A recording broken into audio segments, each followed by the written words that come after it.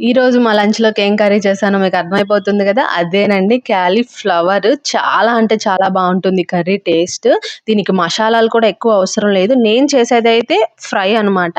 చాలా next level అనమాట ఈ కర్రీకి. జస్ట్ ఒక అల్లం వెల్లుల్లి పేస్ట్ ఉంటే చాలు.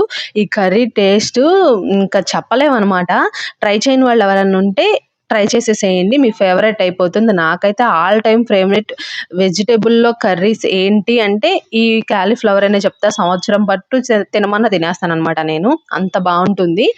ఇదైతే వీడియోలో చూపిస్తున్నట్టుగా చిన్న చిన్న మీడియం పీసెస్‌గా కట్ చేసుకొని ఒక గిన్నెలో వేసి వాటరు, పసుపు వేసేసుకొని ఒక 5 మినిట్స్ అలా బాయిల్ చేయండి. దానిలో ఒక చిన్న చిన్న పురుగులుంటాయనమాట. అవన్నీ పోతాయి. నెక్స్ట్ బాండీ పెట్టుకొని ఆయిలేసి తాలింపు దినుసులు అవి వేగినాక కొంచెం ఒక గుప్పెడు కరివేపాకు అది కూడా వేగినాక ఇందాక ఆనియన్స్ కట్ చేసుకున్నాం కదా! ఆనియన్స్, పచ్చిమిర్చి అవి కూడా కొంచెం రెడ్డిష్‌గా వచ్చేటంత వరకు వేపుకొని ఒక టేబుల్ స్పూన్ అల్లం వెల్లుల్లి పేస్ట్ వేయండి. ఈ కర్రీ మీరు నిజంగా కామెంట్ చేసేస్తారనమాట. అంత బావుండిద్ది.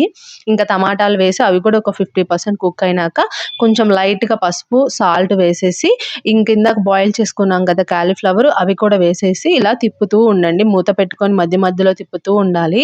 నేనైతే కర్రీ మాడబెట్టేసాను. మీరైతే అలా మాడబెట్టమాకండి. మా అబ్బాయి ఏడుస్తున్నాడని పక్కకెళ్ళేలోపు మాడిపోయింది. ఇంకా లాస్ట్‌లో కొంచెం కారం అయితే వేసేసుకొని ఒక 5 మినిట్స్ అలా ఉంచేసి తీసేసుకోండి.